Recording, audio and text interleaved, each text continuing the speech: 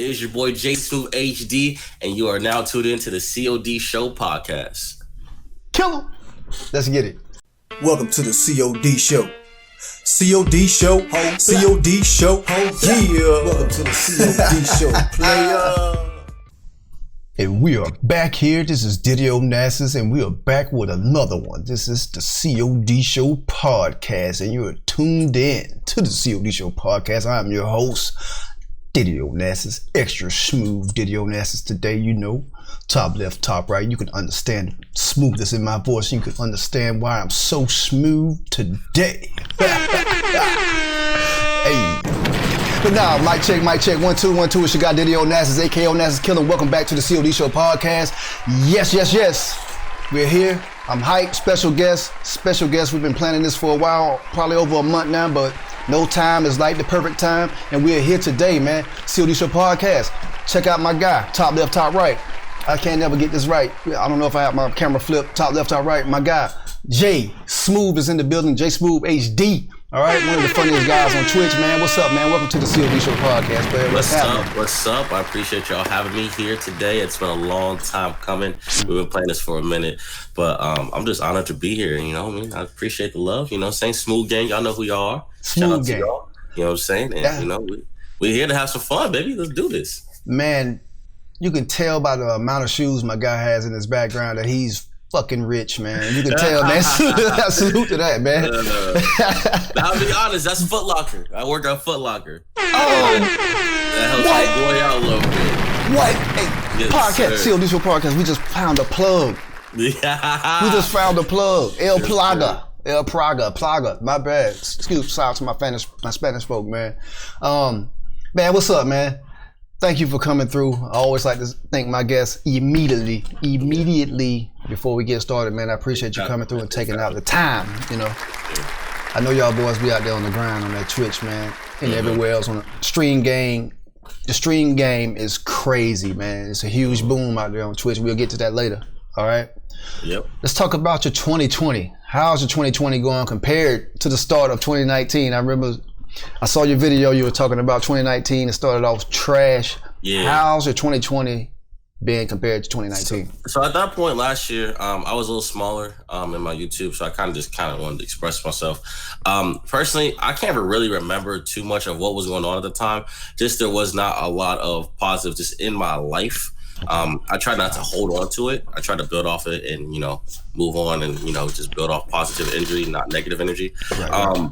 But basically, just real quick, if you guys didn't know, like I used to stream this game called Dokkan Battle, a phone game. So I was a lot smaller. I was never doing Twitch and stuff for just so I can get paid and all that stuff. It was just for the fun and the love of it. So when I moved over to the COD community. So Dokkan like a Pokemon type of game? Yeah, it's like a card collector game for Dragon Ball Z. Okay. So it's like a card collecting game and stuff like that, like an RNG game type stuff, what they call it. So when I moved over to COD and probably, when did I do that? It was probably the middle of the year. So like April, May, sometime over there, I came back to the COD community and I started getting back with my boy, you know, Swagg Clean, all them other people. Right away, I started like really flourishing in my streams and just having more. I just had more fun, basically just streaming because I was playing with friends again. Yeah. So you know, the start of 2019 wasn't great.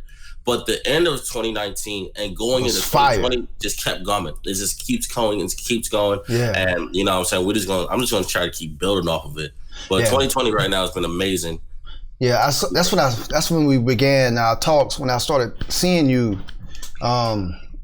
with T Clean, because T Clean was probably like the jumping point for a couple people that I actually watch now.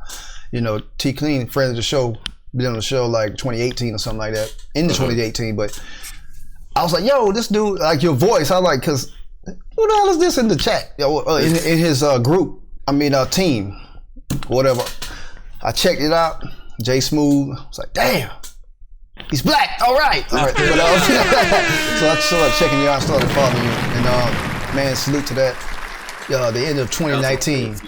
Yeah, man. My boy T. Salute to T Clean as well, man. Yeah, that dude right there, man. He's a special dude, man. I'm blessed to, know him and you know, and the crazy part is I've only known T. Like when I moved over to COD, that's when I really met T. Yeah, because it was kind of wild because the first time I ever watched y'all, maybe the second time, y'all had almost a sing off or something like that, man. Fam, who's the better singer? I'm not gonna tell you who I think won that sing off. See, you won hands down. Hands down. I personally think T's actually a better singer than me. I think I'll be kind of missing notes and stuff like that. I'm more of the bass, but I'm trying to hit the high notes. But you know, say T and I just have. I really say like T and I kind of have like similar personalities. I think he's me like an older body. Yeah, to be honest with you, you're right though, man. He did win. I thought T was gonna win that one. I don't know. T be singing too. T got some pipes in there, all right, man. He can sing. He got some vocals. Yo, I'm lying, man. He did win. I really did think he won. I was just, since you was a guest on the show, I was like, I'm gonna tell him he won. But no, that was some great backup. You was a backup tenor. That shit was fire though, man. That's what I'll do. That's what I'll do. Yeah, but man, watching you 3 or 4, depending on who that fourth is, you, Swagg, and T Clean, watching y'all play together on Ground War, man, that really, really revitalized or reinvigorated my love of watching people stream. You know what I mean? Like it takes it to another level of dopeness. You know what I mean? Yeah. Because the vibes all match. You know, y'all not negative Nancy's, you know, of course, if something happens, somebody dies off a nuke or whatever, or maybe one off their first nuke. We'll get into that a little bit later. The vibes all match. It makes sense what I'm watching, all right?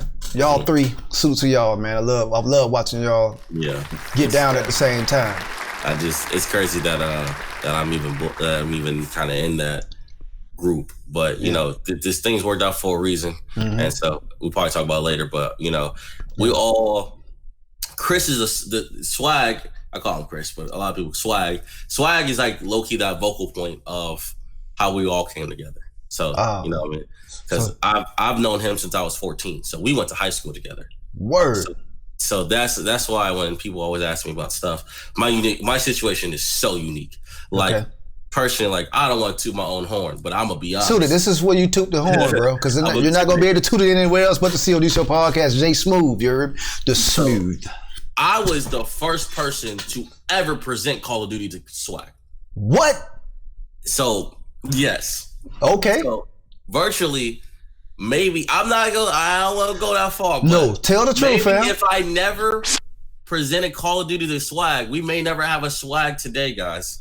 Just want to let you know that. Hold on. Before you get into the story, I have to give this the proper context. COD Show podcast. We're about to have another smooth exclusive brought to you by Jay Smooth. Take it away. So, you know, I'm a grade younger than Swagg. Okay. So coming in, they were sophomores. I was a freshman. I was actually a lot cooler with his brother. And stuff like that. So I came over and I had an Xbox at the time. So there was an Xbox 360, MW2 was out. Yeah, I thought they were twins. They're not twins? So he actually has triplets. Just triplets. But so his brothers are twins. So yeah, it's a brother, there's 2 boys and a girl, and they're all triplets. So yeah, it's crazy. So I came over one summer and this dude's laying on the couch. Just like chilling, you know what I mean? It's summertime. Yeah. So I bring over the Xbox, you know what I'm saying? I had 2 controllers, excuse me. And we just started doing 1v1s. So like, he's never played COD, of course. Which COD? I'm smoking him. Which COD is this?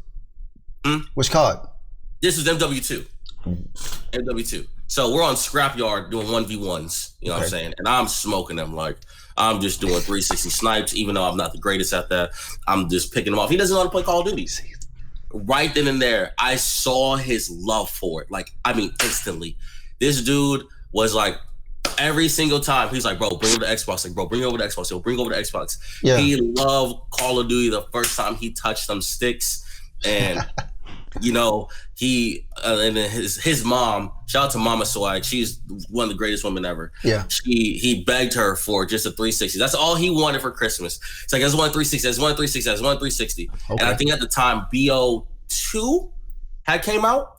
And He had gotten that 360, and the rest is history. We played together every day. So now a little bit about me personally. My mom did not let me play the game during school days, like during Monday through Friday, during weekdays, or Monday through Thursday. Yeah. She didn't let me play the game, but she let me have the game in my room. Don't ask me. It just what? happened.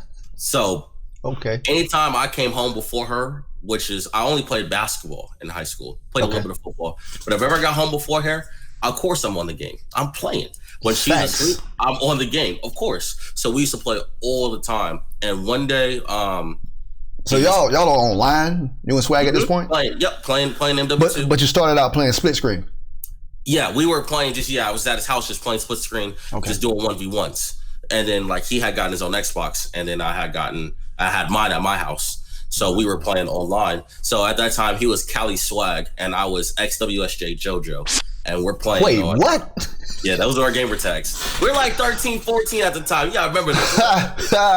We're young boys. So Swagg from California at the time? Y'all from California? He was born in Cali, but he grew up in Arizona. And I'm actually from Ohio, and I grew up in Arizona. So we both moved and stuff like that. And your name was 757 JoJo. I was like in this little crew growing up when I used to play 2K with. Yeah. So it was XWSJ. I think it's stand for We Serve Jergen or something like that. I don't know. What? Yeah, don't ask. What is Jergen, bro? You talking about Jergens? Like lotion? Maybe, I don't know if it was a lotion. I don't know if it was the dancing at the time when people were doing the jerk. I don't know. But that's what I was doing. You know what I mean? So, that happened. And like I said, we used to play every single day. And then he came up to me in school the next day and he was like, dude, let's start a YouTube channel together. And I was like, all right. Why am I gonna say no? We play the game every day, so why not? I had no idea what to do. And like I said, with my mom being so, she didn't want me to be able to game on so much, and Chris could play more than me. He basically took the YouTube account and just went on with it. You know what I mean? So, and it's still a blessing in disguise, but it's still amazing how that happened. But yeah, it's a crazy beginning of how, the origin of Swagg came upon. Right. And you know what? You would never get that insight because I had no idea that y'all were childhood friends like that. That is amazing. That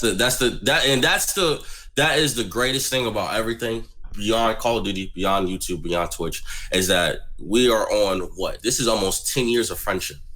Right. And I've moved away. He's had other opportunities in life, and it's still we never lost touch. So, and that's his whole family too, not just Swagg. Also his brother, his sister, and his mother, father, all of them. It's that's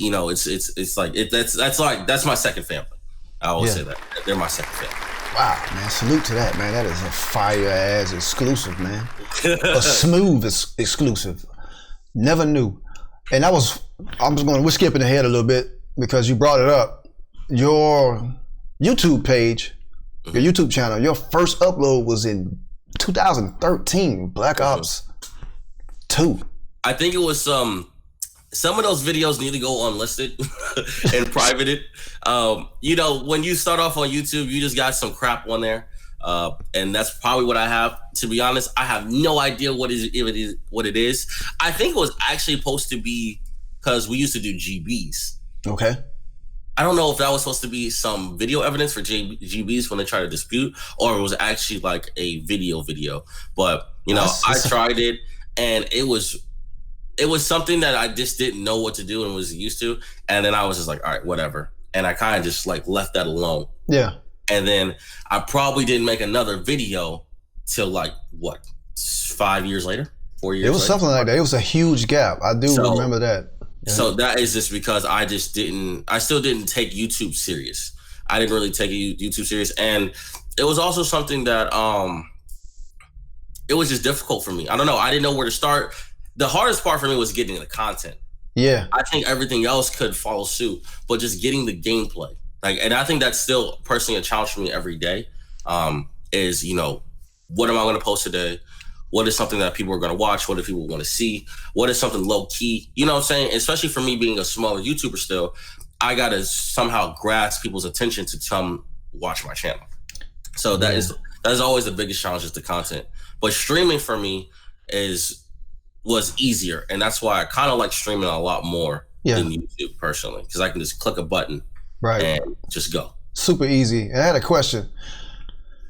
Back in 2013, how were you why were you able to upload in 2013 to YouTube your Black Ops 2 gameplay? How was that even possible back then? Because a lot of us don't know or didn't know, because it wasn't like you're just gonna turn on the PlayStation and upload instantly from your PlayStation 4. Because 2013 was on the 3. I personally don't even remember. I don't know, because I don't think there was no share stuff on the 360 at the time. Nah, it wasn't. Not that I remember. And I don't want to say it was off my phone. I mean, because this is 100% HD quality. Like the clip is playing now in the background. Just, I know you can't see it, but it's 1000% crystal clear quality. And I was like, but I did have an HD PVR back then. Okay, I have no idea. I did have like a little AverMedia. Okay. And if it was anything, it's probably through that AverMedia, where it was like a huge box, and you would just put the wires into the and then you can render that video. And then I think as well through theater, I think that's what it was. It was theater mode. BO2. I think that was BO2. Yeah, it was BO2. Because I know the map. It was with the big old like turbine thing with the smoke coming out. That's a fact. I was in the room. Yeah, you're giving people C4 sandwiches left and right. Pow, pow, pow. Yeah. So I think it was theater mode, and I was recording off theater mode, and then I kind of just uploaded to YouTube, and I figured that one out. So I think that was the only time, like I said, I ever did that. Yeah. And that was it. That box was the thing that you get off of eBay? Was that? I think I got that from a friend from high school. That's where I got it from. Because I remember, I had never bought equipment because I didn't have a debit card or I didn't have money, and I wasn't gonna be like, "Hey, mom, can you buy me this for my Xbox?" She would be like, "No, I'm not buying that." 7 years ago, like how old were you 7 years ago? Because I'm 23, so God, right? That would be what? 14? No, what's my math? 22, fam, don't. This is not a math podcast. This is 16. Only 16. Salute to 16 years old, man. And you were ahead of the game way back then at 16 years old. You know what I was doing at 16 years old? What was you doing? I don't even want to tell y'all what I was into. You know how you probably don't know nothing about this, but back in the day when I was 16, when you had cable, if you go to channel 99, you can see the fuzz. But you know what channel 99 was? It was that triple X material. It was triple X content. So that's what I was spending my days at. Oh Lord! I was a hooper by day and decoding the fuzz by night. You know? But you know, man, that's all I did. And if I knew what I knew now, that would have been my first upload 7 years ago. That would have been one of my first, maybe today, hundreds of videos I had today. Yeah. But that's if I knew what I knew back then. But that's all I did personally. If I wasn't playing basketball, if I wasn't working out, I was playing the game. That's all I did. I didn't do anything else. I didn't go to parties at a young age. I was never in no trouble. I didn't do none of this stuff. I just sat in the house and played the game. Or if my mom got mad because I sat in the house too much, I would go out and go play ball. All of that shit you just named that you don't do, I did that. I did all of that. But man, salute to that. You a hooper and you were messing around with gadgets. Like, that's a dope circle that you were in. Somebody gave you that box to actually do your uploads with, man. Salute to that. And to go back to 2020 and 2019, did you graduate yet? Because I remember you were saying like you're on academic probation or something like that. What? I graduate this May. So in 3 months, I'm going to be walking across that stage. Hey. So yes. Man, salute to that, man. 2020 indeed is going to be a fire. It has been, or it's going to continue to be a fire year from J Schmooth, man. Salute to that, man. Because I was like, oh shit, my man's is on academic probation. I was like, oh shit. Yeah, I was in some stuff, and that's probably why I was also in the 2019 stuff. I just had no energy. I had no motivation. Yeah. But seeing the inline and shout out to my parents. And my mom and my dad for sure. They used to be my support system. They just helped me push through, and they know I knew I had to do this. But we are almost done. We got 3 months left. Now, really, I got like 2 classes, so I'm chilling right now. That's why you're on almost every day, all day, every day. I have a lot of online classes, but they're 8-week courses. They're almost done. Yeah. And to be honest with you, I'm about to finish those all in one sitting, and then just be done. Not worry about it. And then I got just to finish off the rest of the year, and then I'm done, man. Like this is it. Now I looked at graduate school, but we'll see how that goes. But if not, I won't be too opposed to. I won't be too upset that I'm not in graduate school. And you know what? You said that you were drained back then. Like looking at that video compared to your energy now, like I can see like, oh shit, he looks tired, or the energy is different from the energy that you see today in 2020. Like when I'm looking at your videos in 2020, or even looking at you now, the energy is like on 10-10. You know? Yeah. So it's just I'm happier where I'm at. You know what I'm saying, today, and so it's just. I feel like I have nothing to be upset about. I just got to keep doing what I need to do. Yeah, I feel you. And just to like as a person that graduated multiple times, multiple degrees, man,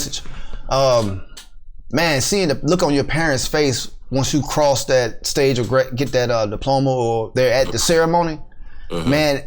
Besides like your personal gratification, like that look on their faces that's more important. That and that's what I said. That's the most that it may be. I don't know what this sound wrong, but that's gonna make you cry, fam. Yeah, that's what I said. I said if I cry, it's because my mother's gonna cry, and I'm fine with it because I know how much that means to her that I'm able to graduate, and so that like I said that's more important than me. Like I feel like I don't know, like I just completely made her happy, and then so she can support my gaming because she's starting to see what's going on with my gaming, and she really does support me. Yeah, but I can give her that end of the goal and graduate college for her. So shout out to mama. Shout out to mama, man. That's gonna be the tearjerker, bro. When your mom, because they I have no problem with it. I got no problem showing emotions. Like I've already told friends here at college. You know what I'm saying? I said you probably gonna see me cry because my mom's, but I don't really care. You know what I'm saying? That's my mom's, and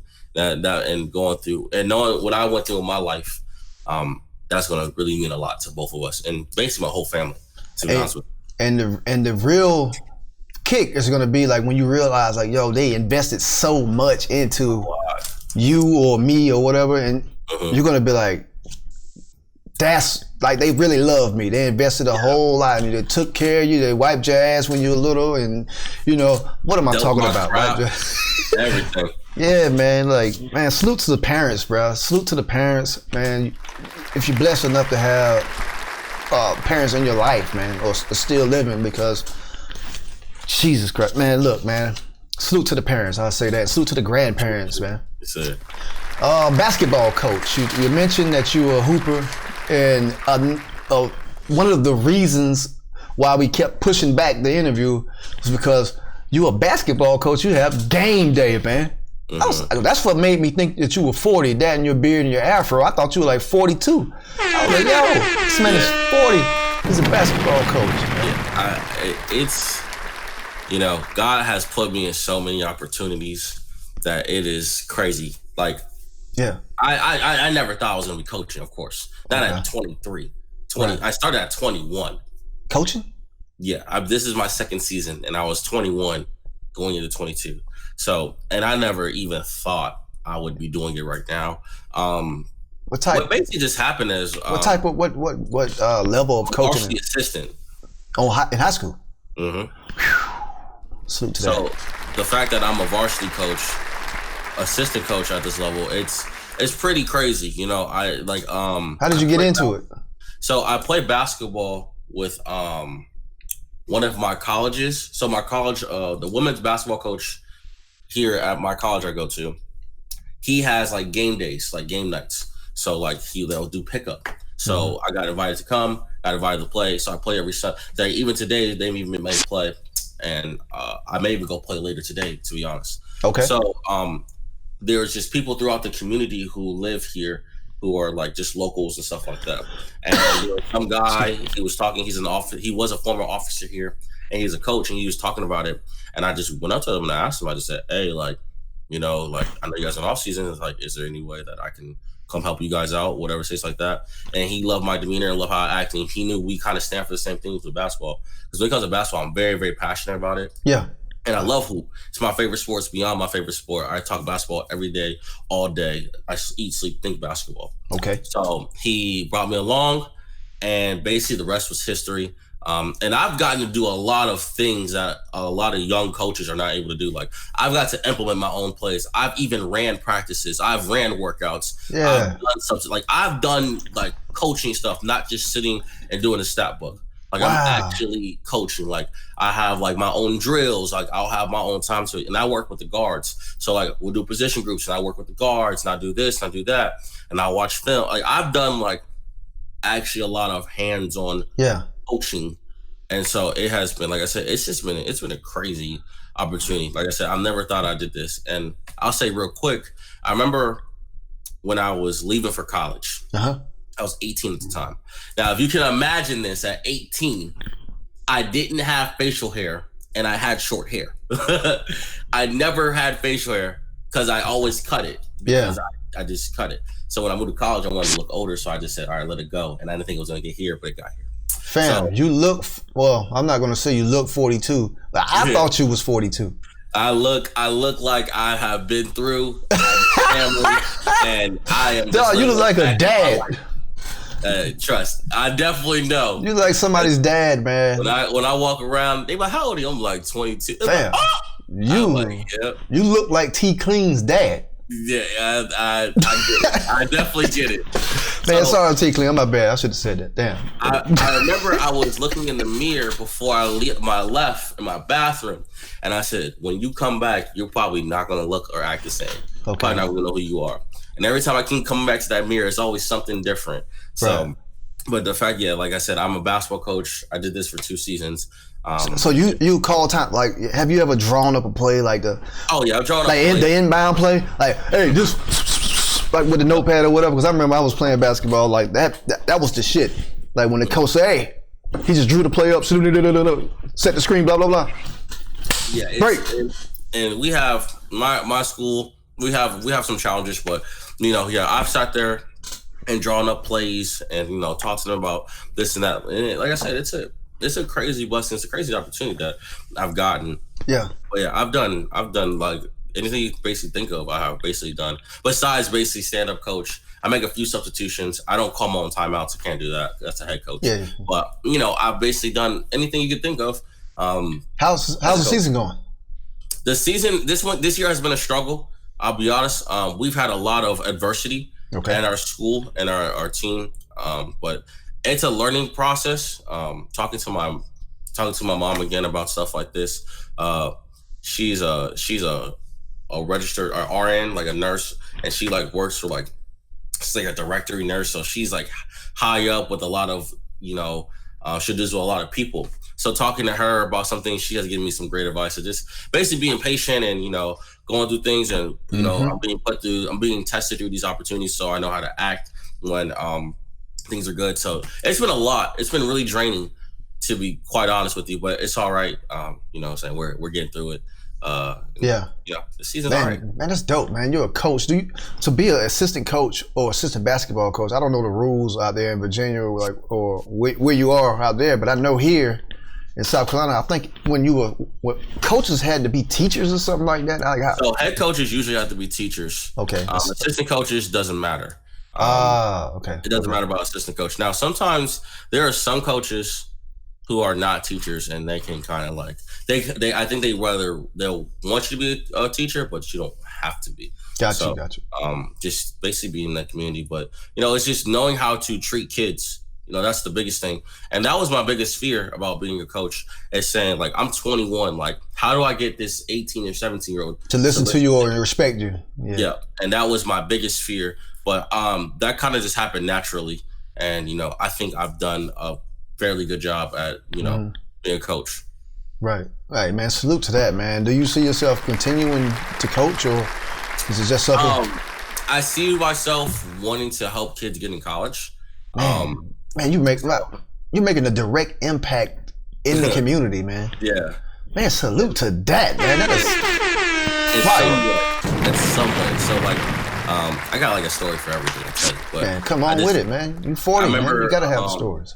I remember when I was working out to try out for my college school, and I was with my trainer, and I was like, "Wait a minute, you tell me you make your own, you set your own wages, you set your own hours, and you work out players.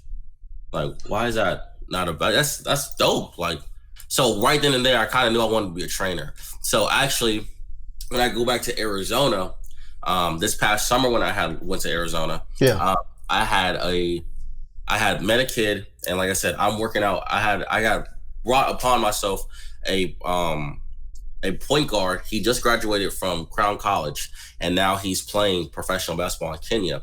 And so I have him in my back pocket. So I was training him, and then I also have I had met a kid, and he was a freshman going in high school, and he's on JV and freshman at his high school right now, and I have him also. And so probably when I move back to Arizona, I'm just going to try to, if I don't coach, I'm definitely going to try to do the training stuff on the side and just try to get a pool of people. And I have actually been blessed enough to being able to work with two guys, Vaughn Compton and Brandon Lavender. Okay. They sound like they can dunk.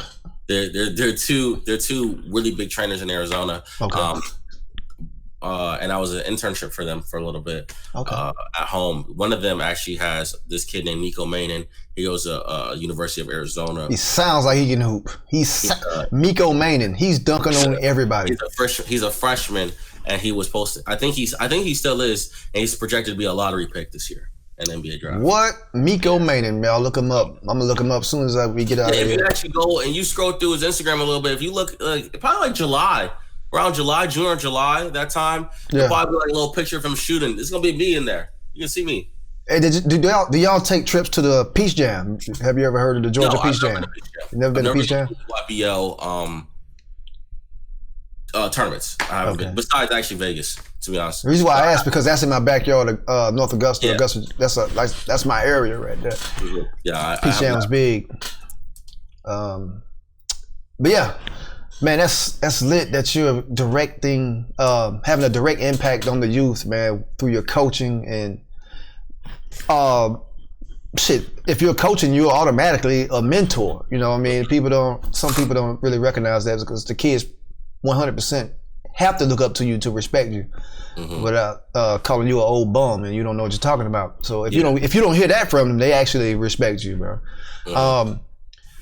Recently, not even recently now, it's going on 4 weeks since we found out the untimely passing of Kobe Bryant. Man, I want to be super respectful when I talk about this because it's going on. It's about to hit a month or maybe 3 weeks now, right? Because it was like around this time that like 3 Sundays ago that we found out that Kobe had passed. And being that you're in the basketball world, because I stopped watching basketball a long time ago. I'll say I stopped keeping up with basketball, but I know who the greats are. And man, I hate to ask you this, like when you found out that Kobe had passed, what were you? Where were you and what were you doing? So I was actually on stream, and T Clean and I were doing our sub Sunday because we do our sub Sundays together. And so we had missed the following Sunday, so we owed chat and the subs a sub Sunday. Okay. So people had said that in T stream, and then they also came in my stream and said it. And I thought they were trolling. Because, you know, how social media gets, and I was like, okay, I was like, don't say stuff like that, stop trolling me. And then I went on Twitter, and I saw one tweet, 10 tweets, thousands of tweets, hundreds of, it just started flooding my Twitter. And I was sitting there, and I didn't know what to think, because I didn't know it was true. Now, crazy part is the sound about it, is I knew it was true when Adrian Wojnarowski, he's a ESPN reporter, when he tweeted it. Yeah. When he tweeted it was true. I was like, wow. So on stream, I held it together. And I was very, you know what I'm saying? I was just like, all right. And there was more details coming out, and I just couldn't do it. I was like, just don't talk about it no more. So I streamed for a little bit longer. And then when I got off Twitter, I had my moments to myself. And personally, I have never felt about this like anybody. Like I even remember where I was at. I was playing Xbox when Michael Jackson passed away, and so I have never felt an impact like that since then. But his is even a little bit worse, I believe, just because there were so many. It was so untimely. It was untimely. Yeah, it's a tragedy, man. What really, and like I said, and I remember I was watching a lot of ESPN stuff, and one ESPN, he has like a show called what's that show called? Around the Horn, I think. Around the Horn.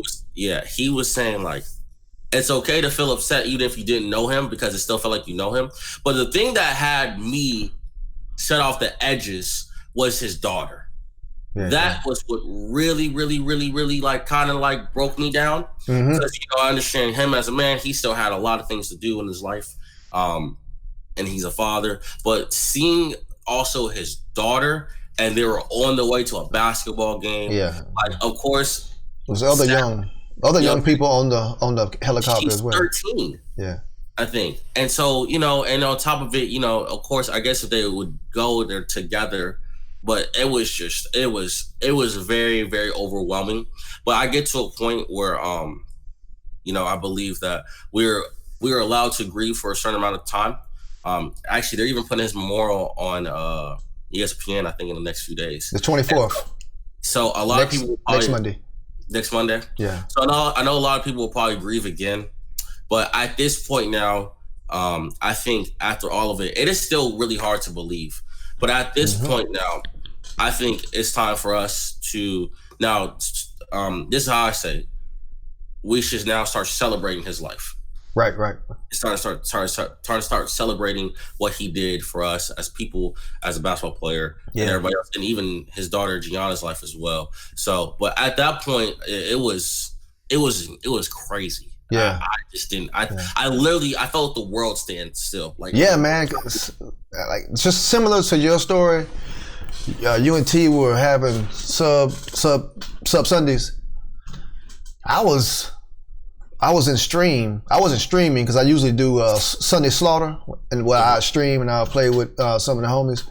But I was playing with my homie Mr. Ignat in his stream, and the guy came. He was streaming, but I was playing with him 2v2, and the guy came in and was like, "Hey, man, Kobe passed, and Kobe just passed or died." I was like, and you know how the internet is. I'm like, yo, you know how people are on the internet. They kill people every day on the internet. So I was like, I didn't think anything of it. Then another person came, just like you said, the floodgates started opening up. And we stopped streaming. Well, we stopped playing, and we actually just got on our Googles and we're like, yo, oh man. Then somebody said Rick Fox passed. Well, Rick Fox was in the helicopter, and his whole family was on the, man, it just kept. That's when I stopped. That's what I said stop. Man. And it just got out of hand at a moment. And then, like you said, like once I finally stopped doing what I was doing for the day and I actually thought about what happened, man, I like, man, that shit just was super emotional, bro. Extremely emotional moment, man. I couldn't really put out any content for that week, except for that Wednesday, and that was a horrible episode because everybody, like me and my guy, was crying during the episode of the Still Digital Podcast. I ain't put it out yet. Don't know what to do with that footage, man. It was crazy. So, you know what I mean? And shout out to his family, Yeah, salute to everybody that was on board. And he just had a newborn daughter. He had just a house full of girls. And it was like, just seeing so many people and their takes on it, it kind of just been like, this dude was a great man. And it inspires me to be like him in whatever I do. If it's in basketball, if it's in gaming, if it's being a father, if it's being a brother, it's being a husband. He was great at a lot of things he did. Yeah, he did. He was so cared for and loved, and what I'm saying, and he was happy. As everybody says, he looked happy and he was happy and his family was happy. And so that's the inspiration for me. But the Mamba mentality, man. He went hard. Everything he did. That's the thing I respected about Kobe. He wasn't my favorite player. Sorry for being disrespectful. I don't want to seem disrespectful. No, he wasn't my favorite player. It was D-Wade, LeBron, and then him. Yeah. But I respected his grind. Like when I got older and I started to realize, like, yo, this man doesn't really party. He doesn't drink. He doesn't have any scandals going on. Like everybody else, he's not a thug. He's the epitome of trying to be great, of greatness. You know what I mean? the Mamba mentality is really, really real, man. And salute to Kobe and everybody that was on board, his family, and all the other families that were affected by this, man. And well, too, I think, yeah, man. I think there was like 2 daughters of the same family and a dad.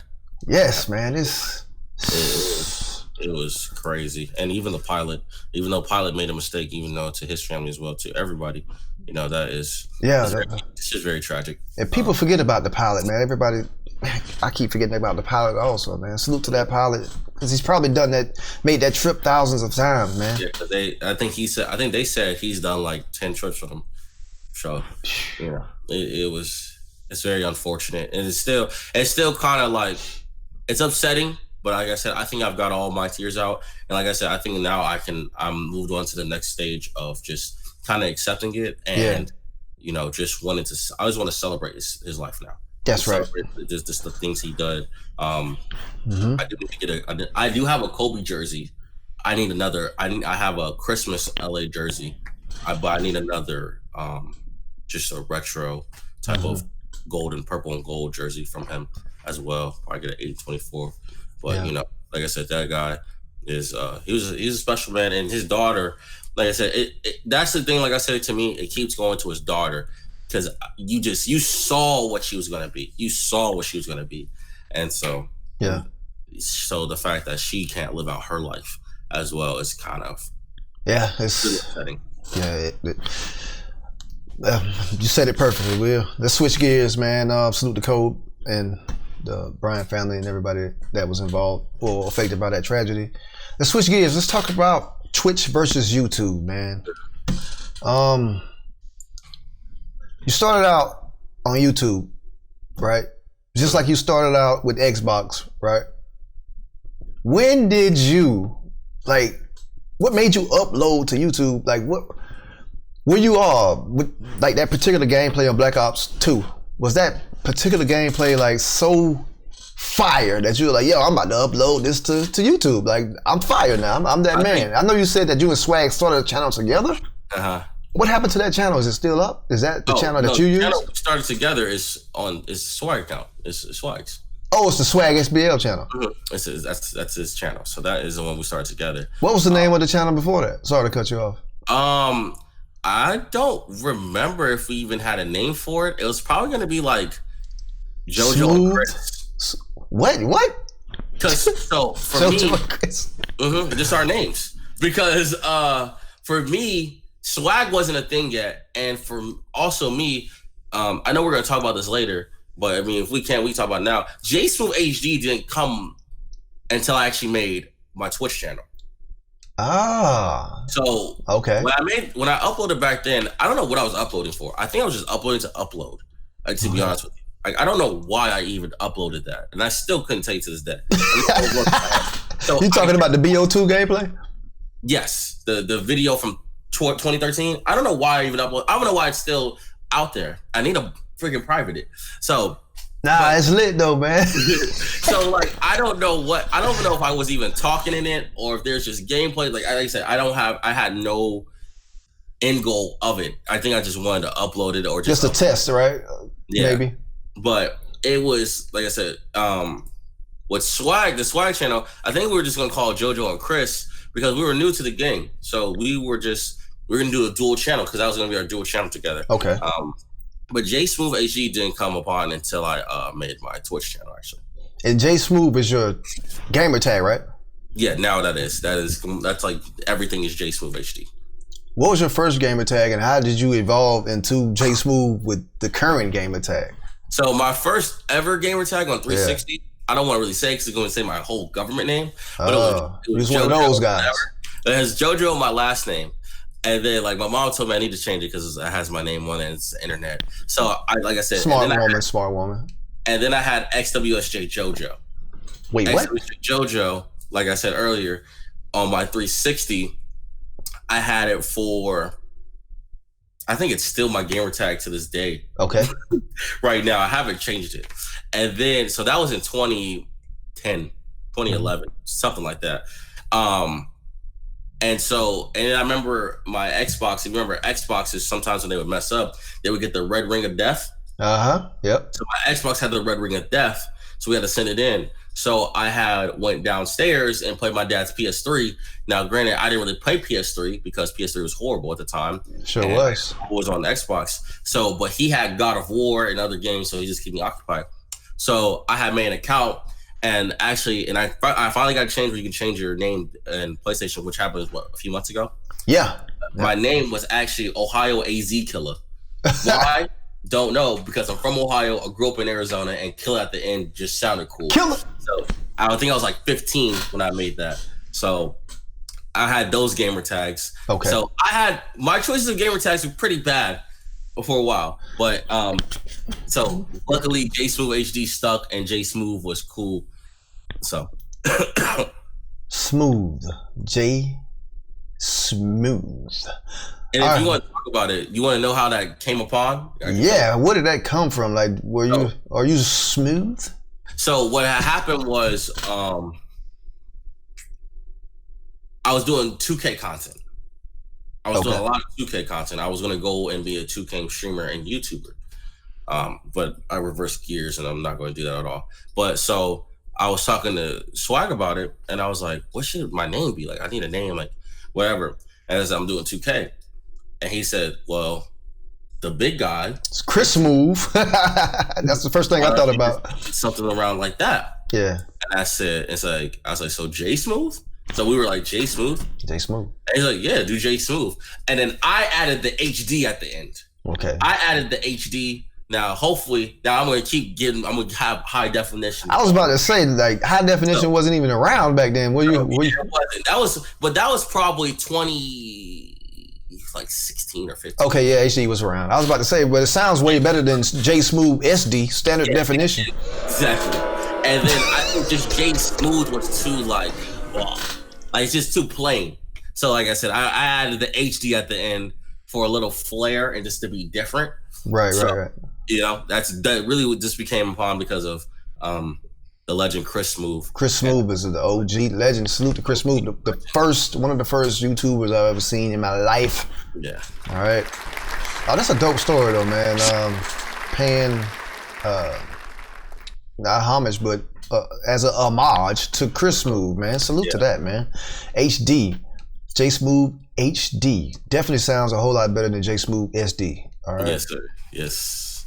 Twitch. When did you make the decision to hit Twitch, and how long ago was that? So Twitch was when I really started streaming was we're 2020 now, so probably 2017 or 18. Okay. I think it was 2018. I was coming home from class, and I was taking a little break, and for some reason I think I went on Twitter, on my personal Twitter. And I saw a Twitch stream for some reason. I don't know. And I just basically got on Twitch. Now, I knew about Twitch from the past. My friends and I used to talk about it because we used to watch. I used to not watch a lot of it, but they would watch wagers on Call of Duty. So they were watching Nick Merckx at the time. Nick Merckx. I think I heard that name. Yeah. Some big dude named Nick Merckx. Who you don't know. I don't know where he's doing now, but I know he's just a dope dude. And then Teddy Rex. Teddy Rex is still in the COD community.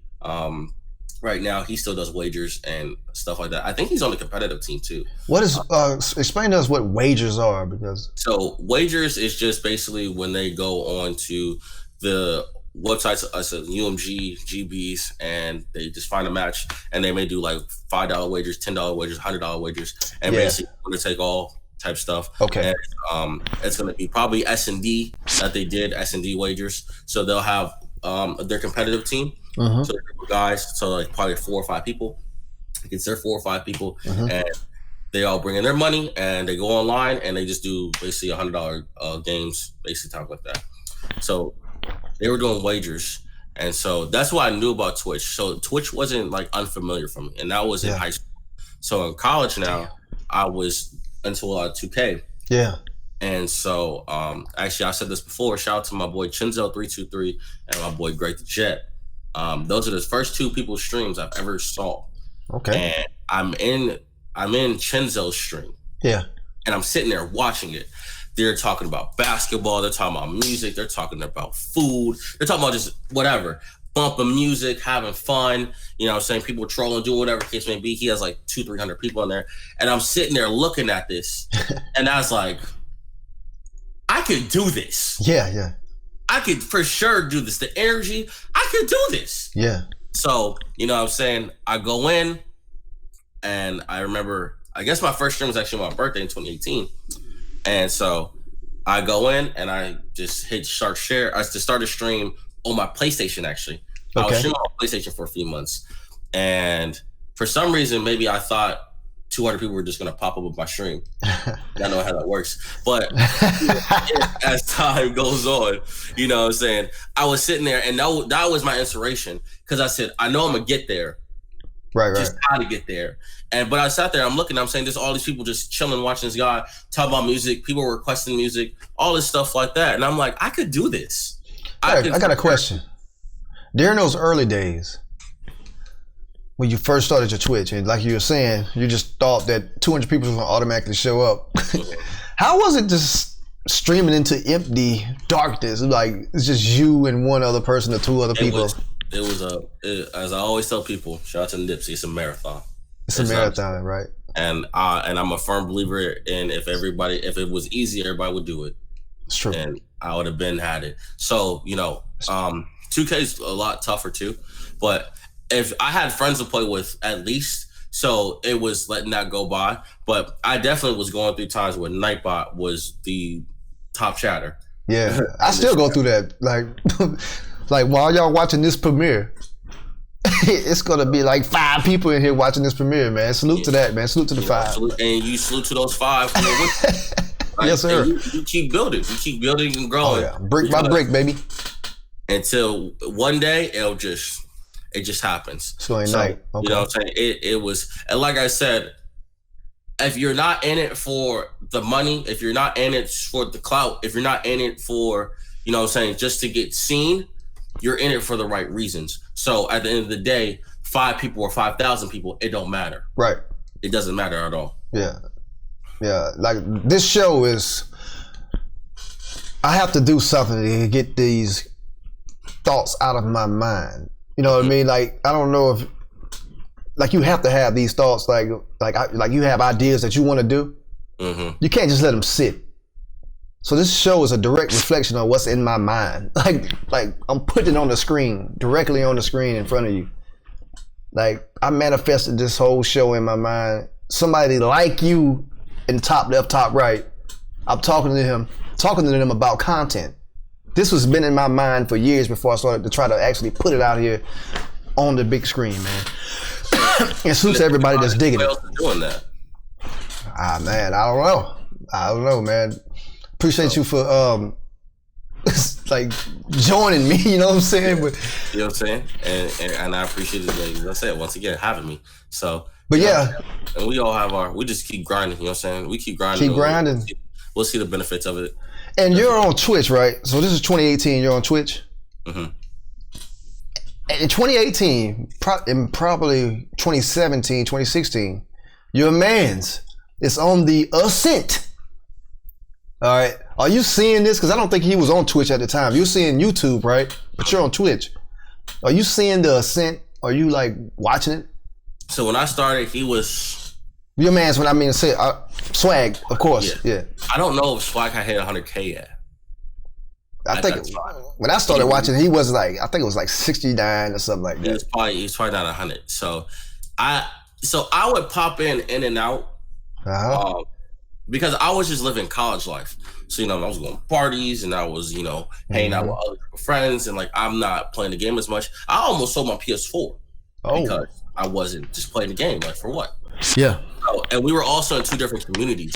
Mm-hmm. So I would watch him, but I wouldn't always watch him. And when people knew, like, I knew him, it would kind of annoy me because they're like, oh, look, your friend's doing this. I'm like, okay, like, let my man's grind. Like, okay. Yeah. So I'm seeing him. Now, I probably wasn't like, now, of course, I congratulated him on the 100K plaque and all that stuff like that, but I wasn't like with him every single step of the way. Because like I said, if you see the videos on top of it, you don't start hearing my voice to maybe BO4. Mm-hmm. So I was in and out and I was doing my own thing, finding my own life. Yeah. But I saw him in the background, seeing what he was doing. And I just knew, but I know Swagg, I know Chris. He's a grinder. He wanted to do that thing from the first day he posted a video in like 13, 14. Yeah. So he wanted to do this. Okay. So I knew he was going to be successful in what he did. And so I was watching what he did in the background. And like I said, I would pop up some streams on YouTube and other stuff like that. But also the other reason why I didn't do a lot of stuff is because the game didn't interest me sometimes. Yeah, okay. Which game were you talking about? So like IW, for example. Okay. I really liked IW, and I prestiged in, like, I swear, like the first 10 or 15 days the game came out. Like I was playing grinding heavy. Yeah, that was a go But then I got annoyed about the game because I felt like Call of Duty was giving us an unfinished product. Leaderboards went out, there was glitches, so I got annoyed and I stopped playing IW. So I never liked IW, and I never saw like the big haul of it. And so now, if you talk to them, other people, they love IW. I love it. Horrible. I said, I think it was horrible. But I had left too early and never came back. Yeah, if you left like in March, or you stopped playing the game in March, I think it was springtime when they actually finally finished the game or fixed the game or whatever. The game springboarded damn near everybody that you love to watch today, man. Exactly. Man, I love that game for that, man. Yeah. So I thought IW was trash. I thought that game was hot garbage. I think I sold the game. Like, come on, man. You're being disrespectful now, man. I swear, because I was just getting upset because I was like, why is this doing this? I had left, and I think I had went back to 2K, and like I had did my own thing. Yeah. Like I said, not knowing it, if I knew what I knew, I stay.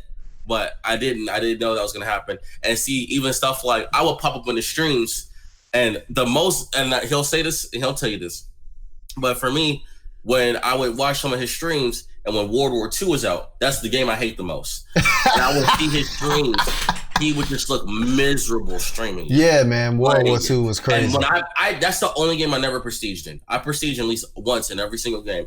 I'm probably still level 40 in that game. I feel you. I'm the same. And I was, but Treyarch games, I was always in it. So BO3, we played a lot together. Yeah, I was playing BO3 with him, and then BO4, of course, as well. But yeah, this is how it went, really. But if I take it back, I'd probably play a few more games more, and I would probably still, I guess, be a little bit more active in this journey. But I was still there. How do you feel about? Let's do a comparison. Modern Warfare versus World War II. What do you think about that comparison? There's no comparison. World War II is horrible. Now, you pick Modern Warfare over World War II. Really?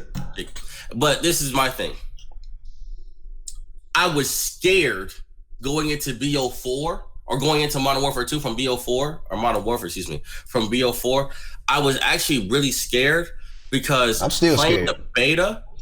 Like if people have saw me stream the beta, because I got the early access of it, I was super hyped about MW because we were all hyped. We all hyped because the hype train was birthed through all of these. They did a great job of marketing in that game, man. They did. So I was ready, and when I played it, when I played the beta with no mini map. I lost all energy, and I never got it back. I swear, I felt like I hadn't got mine back either, bro. I was just like, "Oh my god, this is going to be another World War II, and I'm going to have to find it in the stream." And I was scared about my streaming career because I said, "This is like I don't know if I'm going to be able to stream this game. Like I don't know what I'm going to play. Like what am I going to play? Because this game sucks." I hated the beta. I hated it. The alpha, the beta, the delta, all of it. The delta. I just couldn't do it. Yeah, man. And then the one thing, and this is why I'll say any day MW over World War II. The one thing that saved me was ground war. That was about to ask. That was my next question. How did it all come together in ground war for the big three? You know what I mean? Ground war was just especially for T Clean and Swagg, they are very fast tempo, fast paced players. Okay. 6v6 was not doing it for us at all. 10v10 was kind of better, but not really. The game is slow, bro. It's too slow. You can't see where they shoot on the mini map. They're camping corners. The 725 at the time was bucking. Freaking or what's his name? Thanos' gloves with all the Infinity Stones. It was ridiculous. Ground War, and growing up, people also don't know this, and people always ask, "Why do you play Ground War? Why do you play Ground War?" Swagg and I have been playing Ground War since we have first ever played the game. Yeah, I was about to say BO2, excuse me, had Ground War. That's all we played. We didn't play anything else. We didn't play 6v6 domination. We would sometimes play domination, actually. Okay. We never played TDM. TDM was too short.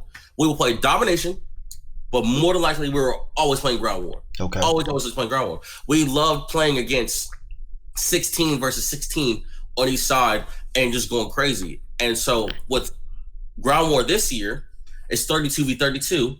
And if you have seen some of the clips, we can get nuke streaks bodying like this. Yeah.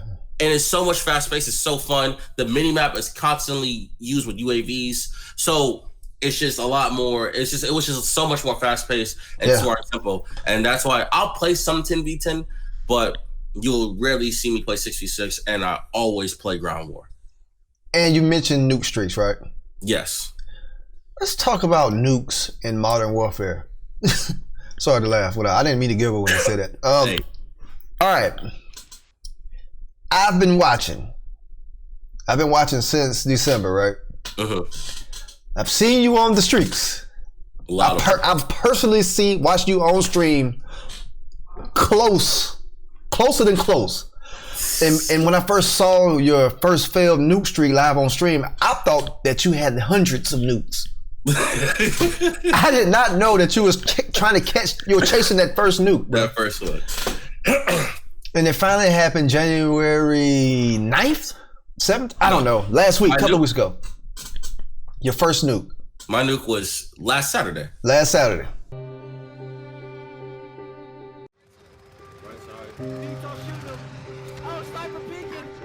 No, bro.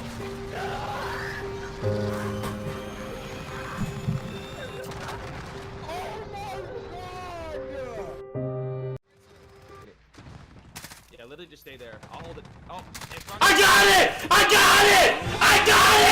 Oh my god! I fucking got it! I'm not ass anymore! Yes! Yep. That's right. Like the night, maybe the 9th or something. I don't know what date it was. Tell us about that, man. It felt so rewarding. Like getting a nuke on MW, I feel like is one of the hardest things to do. Man, look. In any game, because there's so many obstacles and elements in that game, especially in Ground War. Yeah. So you saw my first nuke, my failed nuke at a 29. I'm in their spawn, like their home base, and they don't spawn their home base. They spawn on the other side of the map, and the game is almost over. And then I get killed with a cruise missile. Like the three worst things you could ever you can't make stuff up. Yeah, I saw that. That's crazy. They're in their home base where they have no other flags, but somehow they spawned out of their home base. That just blew me. And then I died from a Predator missile. So that was one. I have died endlessly to my own ammo box. I think I died on a 28 on Anya Palace to my own ammo box. Like that, those boxes explode, all right? Yes, like if did somebody shoot it? And somebody threw explosive up there, and I was like on top of the little barrels looking down the stairs. Yeah. And it was like in a vicinity near me, and I just blow up. Like, when I tell you everything went wrong. Yeah. Getting a nuke, it did. I faced every obstacle. I got knifed. I got beaten down. I've been blown up. The game has ended. I got blue screened. Like, like anything wrong blue screen has happened. So, and on top of it, out of everybody we played with, I'm the only guy that doesn't have the nuke. So I am getting crap for it all the time. Like everybody we played with has a nuke. T Clean Swagg. If we're playing with, shout out to Tim's, aka Boss Lady, playing with Santana, Raid Away, K3, Brad, King Bradders, anybody. Yeah. Everybody has a nuke. I'm the one that doesn't have one. Yeah. So I got crap for so much. So when I finally got it, that's why I was screaming. And thankfully I did it in the morning, because if I didn't, my neighbors would have probably came at me. Yeah. That's why I was screaming. I was so happy. It was because it was like a weight off my shoulders. So now I don't have to worry about that. Fam, I was so happy for you. Cause like I said, I thought you had like hundreds of nukes. Yeah. Because the way you're smoking out there, when you watch, you never know anybody's stats anyway, unless they tell you.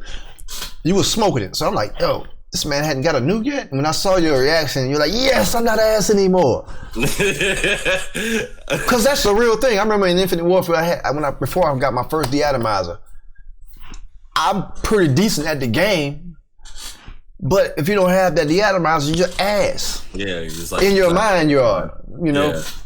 But especially the people I play with, it's like you're still missing that one thing. And like I said, everything and getting a nuke in MW, everything literally has to go right. Right. Like your shots have to be on point. Like they have to spawn the right ways. When you get an advanced UAV, which you see us run a lot, got to. You have to cook off that. Like it's just everything has to go right, and finally it did. Like even if you looked at my nuke streak, on my last kill, there was a guy that was shooting in the cutout in Anya, and he ran out because he didn't die. And I was actually going to be stupid and follow him, but I've I've read this book too many times. Yeah, I just went around and I caught the last dude. So, and it's learning from my mistakes. It's like I got it. That's the one thing I had to realize as a Call of Duty player, which was kind of difficult for me for some reason, was just trying to learn how to keep getting better at the game every single day. Like starting off in this COD, I probably had a 1.1 or 1.2 KD. I'm almost at a 2 KD now. What? That's smoke, man. So I'm just trying to continue to get better every single day with how I play and my play style. Yeah. And so I can keep dropping more nukes, having more gameplays. Like, even though I have a nuke now, I still don't have 100 kill gameplay. I don't have 100 kills. My most kills in this game is 73, and I hit that twice. That's big time, man. I hit 76 on shipment last weekend, the weekend before last, man.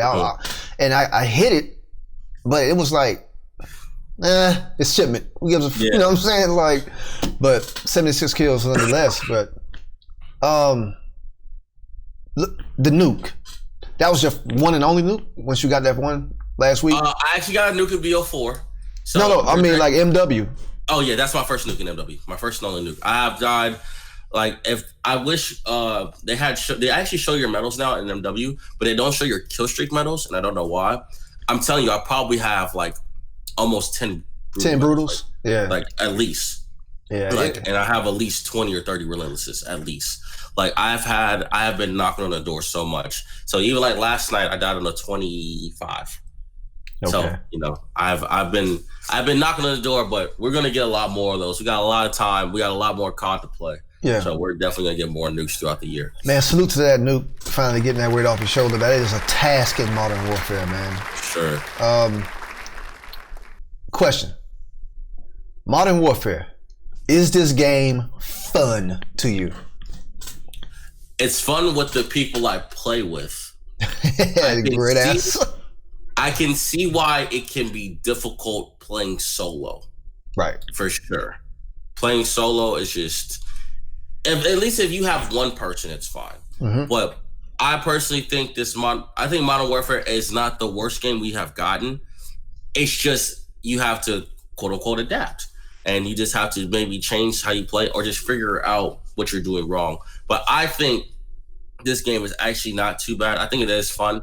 And then the possibility of other game modes and things that we may be getting in the future. Fam, I can't wait. That will be, you know what I'm saying? I don't know if it's true or not, but what we're seeing and what we're hoping is a battle royale.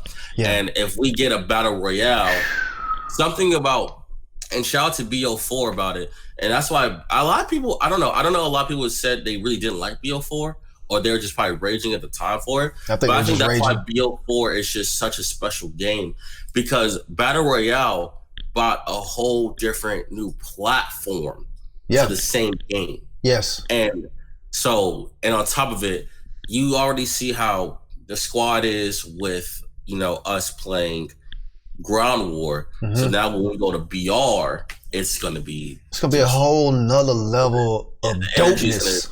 Incredible. Dog, the roof is gonna explode if they actually drop this Battle Royale game that everybody's been waiting on, bro. Yeah. Including me, especially me, okay? Because I love Blackout, man. Yeah. I love Blackout. I love the possibility or the thought of having a Modern Warfare type of Battle Royale, man. Even though, like, everything I've read about it sounds dope to me. Everything. And I don't want to even get into the details of it, because everybody is making these videos about, they got leaks or whatever. We've seen the map, fam. I've seen the map. I don't know if you've seen it, but I've seen the actual map. The map is huge. I'm doing everything to just day by day and surprise. So I know people are trying to leak stuff, but I'm just kind of just like, if it comes out, it comes out. I would expect the map would be all the Ground War maps in one. The map is huge. Supposedly 200 players going to be in this huge map. It's three times the size of Blackout map. And I think they said something about that in the past. Yeah. About, like, I think developers said, like, about making the BR, they're going to do 200 something people. I think that's huge. I don't know how well that's going to work, but if that does happen, I mean, we'll just see. So hopefully these next few weeks we get legit information from people in Modern Warfare. But at this point, they need to go ahead and let the cat out of the bag, man. I think they should just go ahead and do the thing, man. Do the damn thing. Yeah. But actually, on the flip side of that, if they don't bring out the game, you know how deflated the community is going to be? Yeah, if all this shit is bullshit? Yeah, I think that would be... it just doesn't bring that other side out. And it gets kind of boring. You know? You just kind of always feel like you're doing the same thing over and over and over and over again. Yeah. And sometimes, like, I just want to de-stress from Ground War. I want to de-stress from pubs. And the stressor is going to Battle Royale system. Right. So I think that will make our streams, like, we can do 6 hours, 7 hour streams like nothing. Yeah. Because we do 3 hours of Ground War and 3 hours of BR, and we're just having a blast. We're having the time of our lives. So salute to that, man. Salute to the possibility of Battle Royale coming to Modern Warfare. Hopefully y'all not bullshitting us. All right. We're gonna be highly critical of y'all. Y'all, meaning Activision and Infinity Ward, if all of this is BS, man. I'm looking forward to it, man. I'm hyped. Let's talk about some tweets. Some tweets that you that I thought were dope from you. Okay. Smooth, Jay Smooth is on the COD Show podcast. We're about to get into some of his tweets. Some smooth tweets from Jay Smooth. All right, the first tweet that I thought was dope. All right, this is the funniest tweet that I found. The funniest one. All right, this is you, Jay Smooth. You have a video up on your Twitter, which is Jay Smooth HD on Twitter. Link in the description, and coming across the ticker, the timeline up under me. Follow this man. All right, it says me. Me practicing how I'm going to give a shoe to a good-looking female. Oh, man. Fam, I almost fell out of it. Well, I did fall out of the chair laughing at this, man. Me practicing how I'm going to give a shoe to a good-looking female. Why? But no, I understand why. Never mind. I feel you. Because I didn't know you worked at Foot Locker until you just told me a little bit earlier.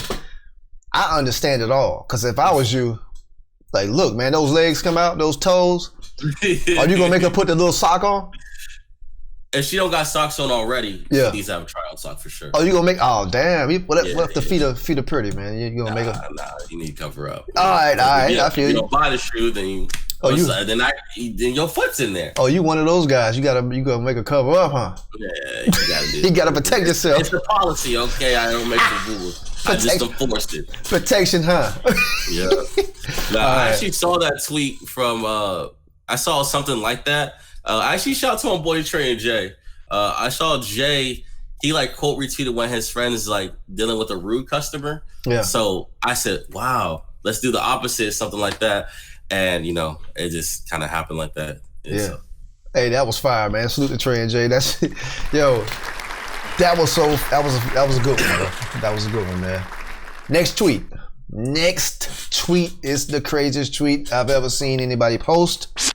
It is directly related to your streaming activities in your dwelling where you stream. I'm thinking this is where you stream now, right? In your bedroom. Mm-hmm. Your setup is directly in front of you in your bedroom. Yeah. All right. Jay Smooth tweeted, "I guess my downstairs neighbors don't like the streams." I'm going to attempt to read this whole letter. All right. Okay. Just put some context on it. Your next door neighbors left you a letter, right? Mm-hmm. You want me to read the letter, or you want to just talk about like what they said? I'll read it. It's too funny. I gotta do it. Hold on a second. Be fine. Let me pull the actual tweet up so I can actually read it. I still actually have that letter. I don't think I threw it away yet. The letter? I threw it away. What happened? Man, I don't even think I'm gonna be able to read this joint. Hold up. Let me see if I can zoom in on it. It's actually pretty hilarious. I couldn't do anything but laugh about when I saw it. I'm not gonna lie about it. Okay. It's a pretty thorough letter. Let's get into it.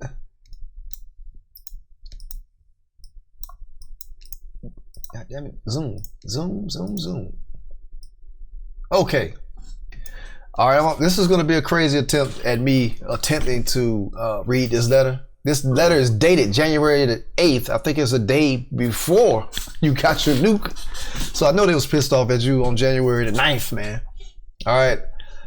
This letter is from J Smooth's HD's neighbors. All right. It reads, and quote, "We've wrote a letter. It was ignored. We've knocked on your door several times and those were ignored. We've banged on our ceiling, yet you still don't understand that we're oh shit, hold up. I can't see it. It's blurry. We've banged on the ceiling, yet you still don't understand that we're attempting to tell you that you're too loud. We hear every word that comes out of your mouth. We feel every step and jump when you are frustrated with your game. You were gone for about 2 weeks. This is the funniest part. This is the funniest part. You were gone for about 2 weeks, and we've gotten the best sleep. You come back, and it seems like you've gotten worse. Listen, one of us gets up at 3:15 a.m. for work, and the other 5 a.m. We ask, could you be more mindful during 9 p.m. and between 9 p.m. and 4 a.m. when you are up? We have a 3-year-old daughter who wakes up constantly because she hears you. Well, let me scroll down a little bit and zoom out. Please have a lot more respect. Thank you, the neighbors. I think they even said, what are you doing up at that time, too? Oh my God, man. What are you doing over there, bro? What is happening? Oh, I was very, very ragey. Now, playing Modern Warfare, understandable. So, exactly. Completely. And for some of those points, I don't hear my door. You can't. Okay. I have these headphones. You had the headphones on. So, and there's a Harrier VTOL missile over my head, loud as crap. So I can't hear anything. Right. So that was one thing. I have felt some of the banging, but so they're below me. Mm-hmm. And so I can't control that I can get up and you can walk and you can hear me piss and use the bathroom. I can't control that. Can't control that. Why would you? You know what I'm saying? So, there are some things I thought was actually extremely funny, but I also do get where they were coming from. And so I have the last few weeks tried to work as best as possible on being a lot more quieter and respectful. And I haven't heard anything in weeks. I haven't heard some banging. I have raged a few times and I've tried to control it, but I haven't heard anything too bad. But when I saw that, personally, the first thing I saw, I looked at it, I said, this handwriting is really nice. Great handwriting. That's the first thing I said to myself. I said, this is some really good handwriting. Has to be a grown woman. Yeah. For sure.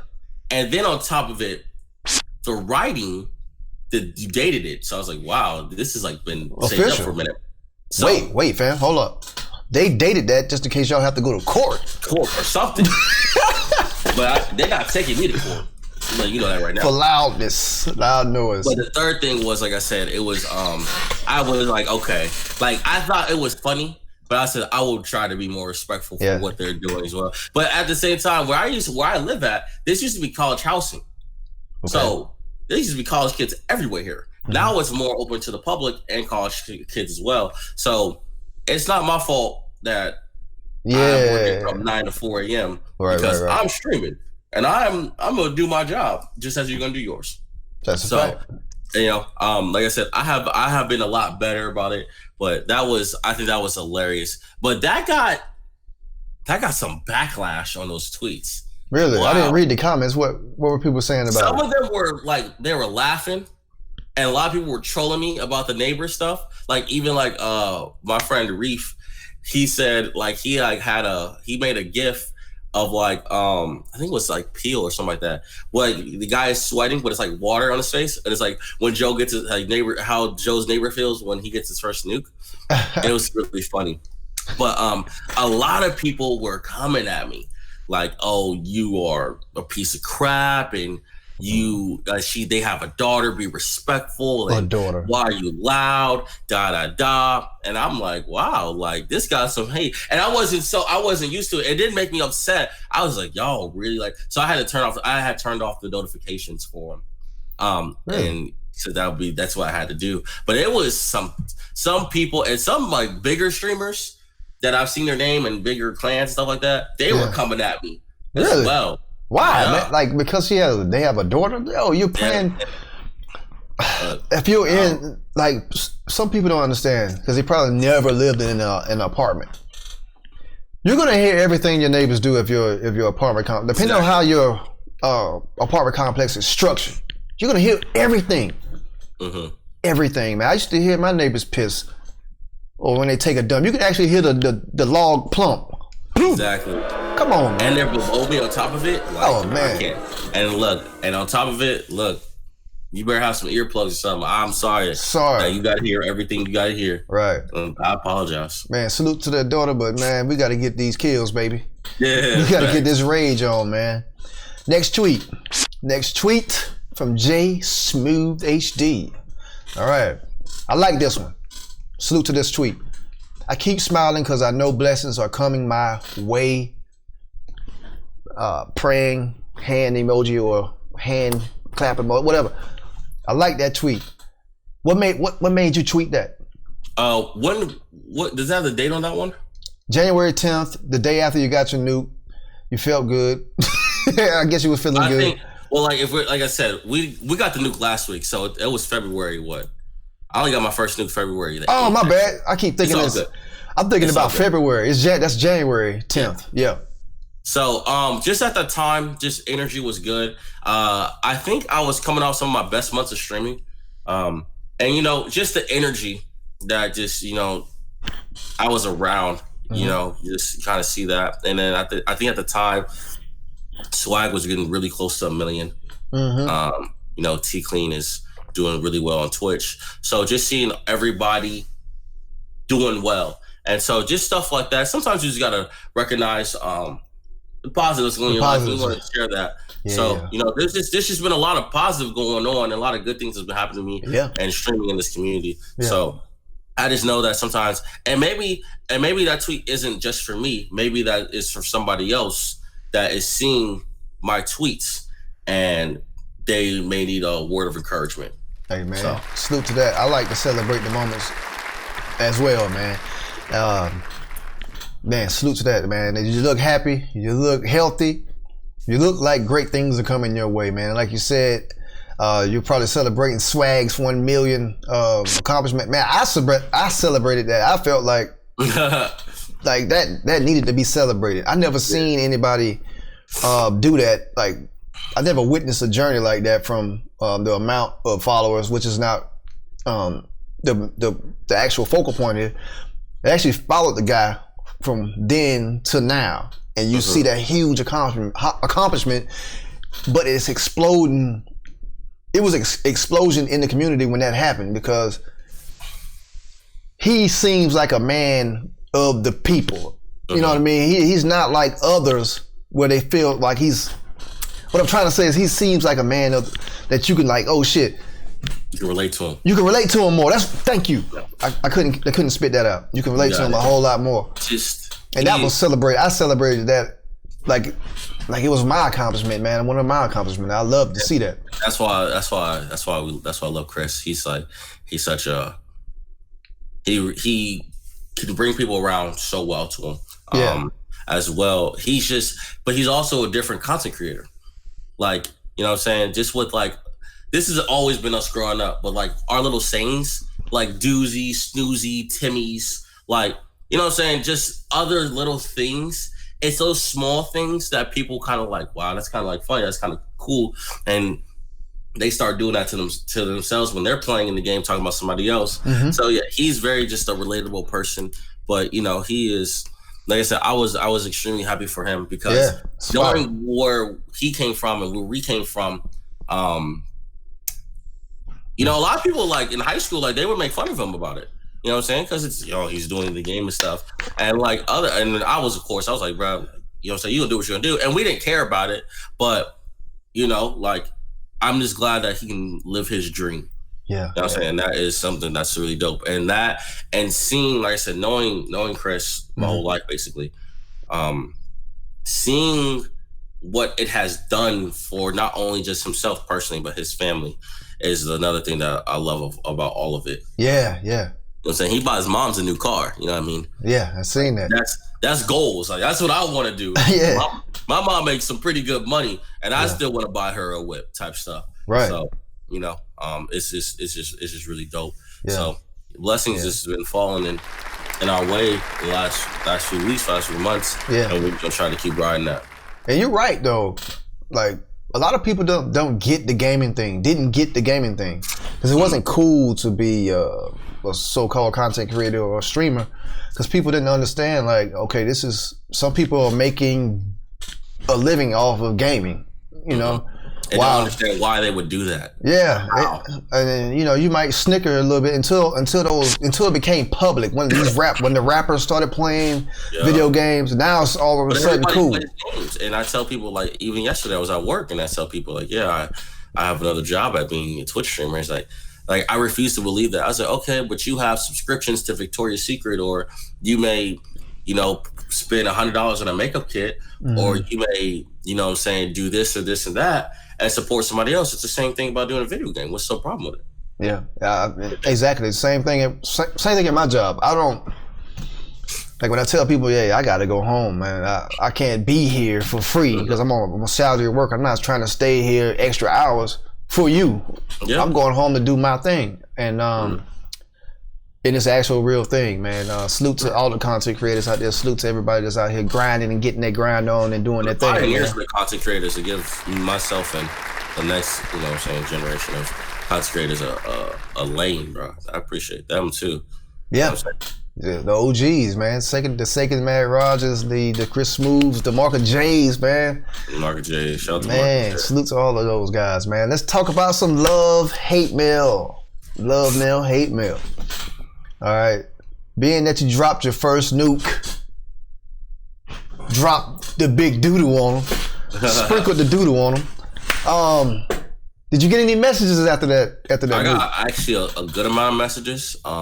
Now my messages I have like message requests on, so I don't always check them. I don't really check them, but for some reason I did check them that one day, and it was just like congratulations and like GGs. Even in the streams, I was getting a lot of love. Like it felt like when you said about like Chris getting $1 million, I felt like they got the nuke with me.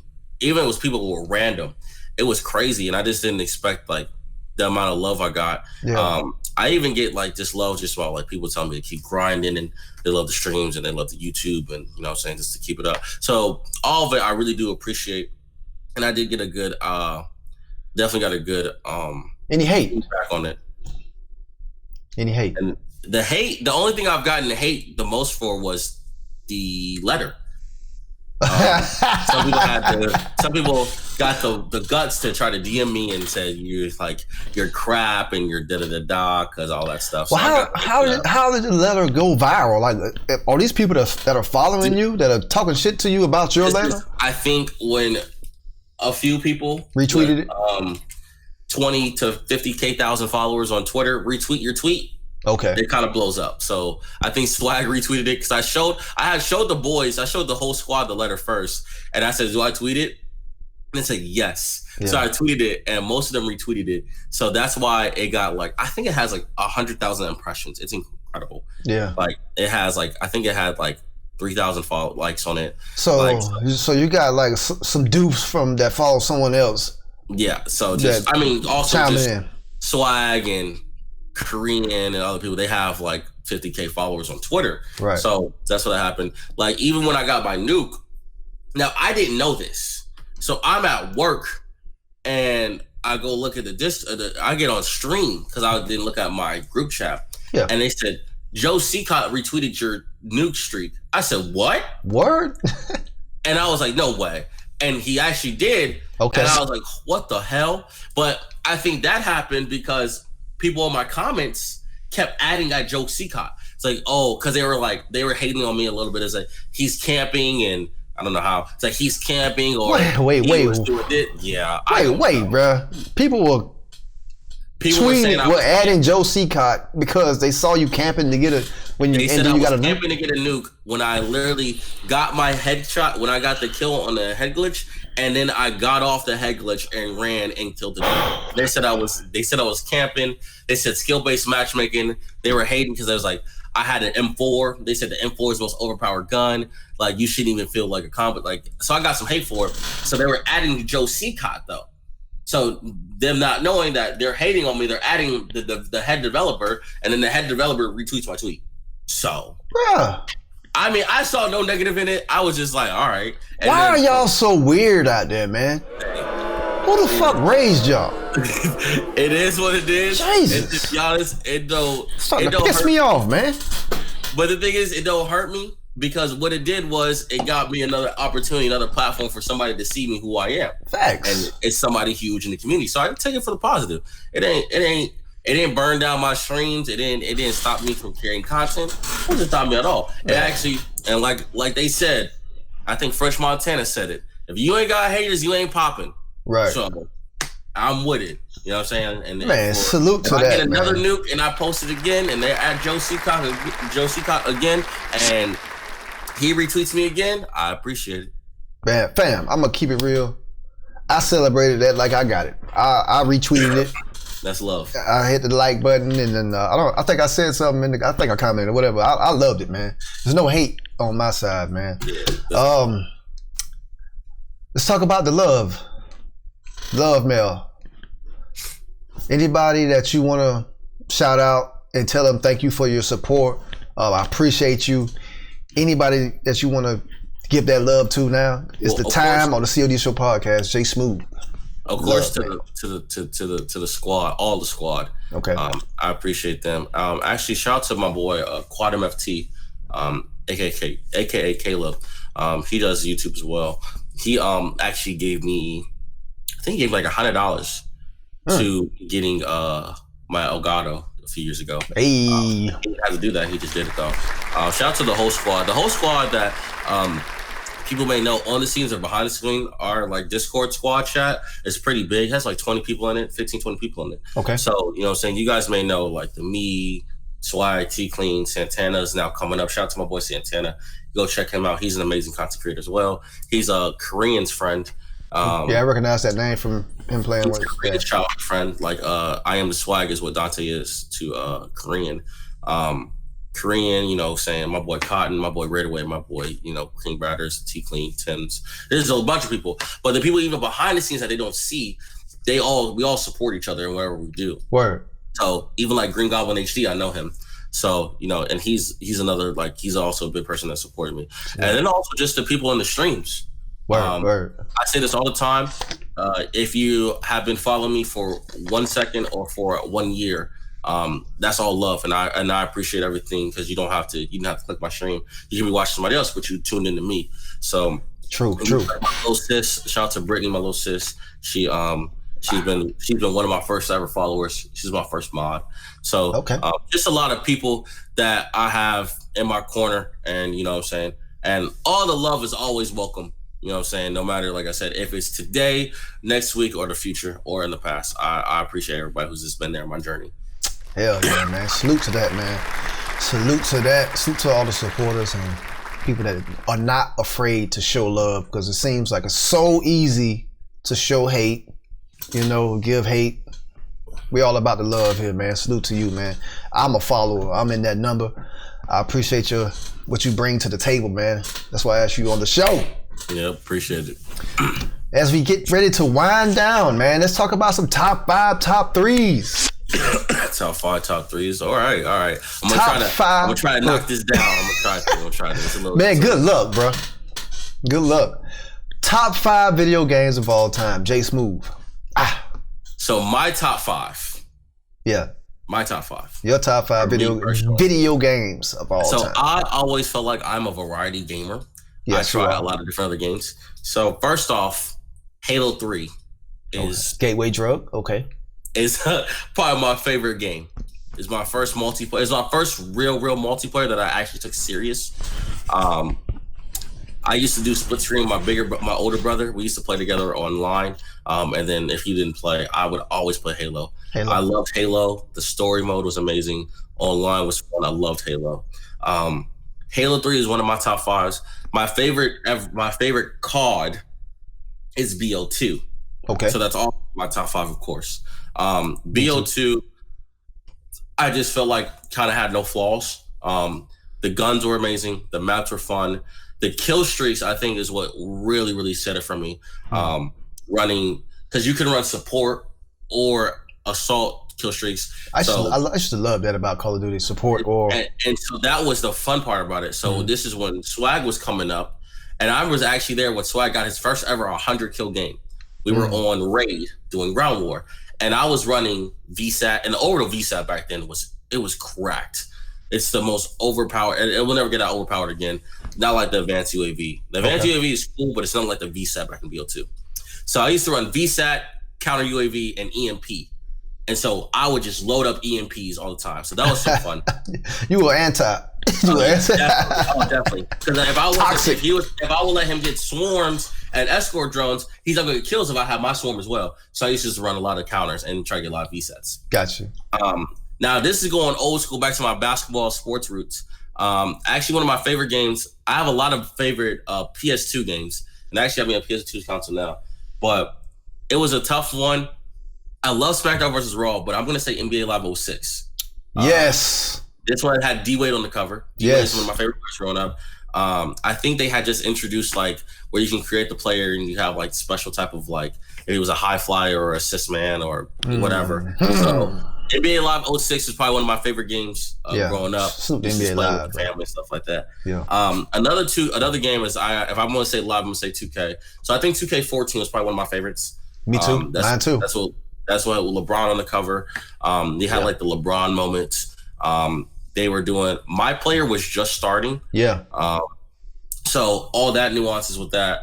And believe it or not, I actually used to make my player a small forward all around. I used to actually put him on the Warriors. This is before they had Klay Thompson because it was really fun to play with. And then probably my last favorite top 5 is actually probably from the first like 5 or 6 Assassin's Creeds. Good game. I used to play Assassin's Creed a lot. I also like history. So I was actually learning history while assassinating somebody and like going through Venice and Italy. I love the parkour. I love just the roaming of the game. So the Assassin's Creed series Assassin's Creed 1 was all right, but Assassin's Creed 2, 3, Brotherhood, all those other ones were super fun. Dope. Salute to that top 5, man. Top 5 video games, J Smooth, HD. All right. Let's talk about some top 5 Call of Duty guns of all time, J Smooth, HD. Now, that is really hard. I had to research so I didn't miss anything. So we're gonna go back to when I started playing my first real multiplayer. Yeah. COD was MW2. I didn't play COD 4, I played MW2. Okay. So of course the UMP. Okay, UMP. The UMP For was sure. probably one of the only few guns I ever used when I was a young pup playing that game. I was terrible at the game, but I was playing and using that gun. The UMP was probably my favorite gun in that game. Okay. Easily. Salute to that. That's a legend. Going to BO2, it's going to be the M8 and the MSMC together. Those two guns were just super fun. When I used to play competitive, I would, when we used to play GBs, I would definitely run M8 because my SMG on GB wasn't great, but my M8 was really good. Okay. So M8 I usually have fun with, and the MSMC. I think I got a nuke in BO2, and I think it was with the MSMC. Damn. If not, it was 94, but it was one of those guns. The next one is I got to put the 2 guns I got a nuke with in recent history. Okay. So the KN94 from BO2, BO4, excuse me. BO4, yeah, dope gun. The KN is great. Melt machine. Also, shout out to BO4. I love the gold camo on it. I love the reactive camos. I really hope the next Treyarch game they make, they're gonna bring back some type of reactive camos because that was amazing. And then of course the gun I got the nuke with this time is the M4. So and there's other guns I do like over the M4, but I'm gonna put the M4 as my top 5 because I got a nuke with it. So I'm gonna say that. Okay. Salute to the M4. I gotta start twerking and jerking with the M4, man. I hadn't really. I'm a kilo and bison dude. I like the kilo too. I'm really starting to like the growl. I call it the Groot because I'm weird, so I call it the Groot. I am Groot.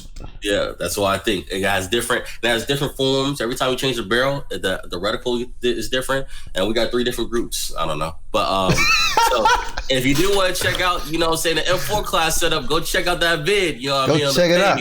Hey man, I'm gonna flash it across the joint. Yeah. Damn, I interrupted your list.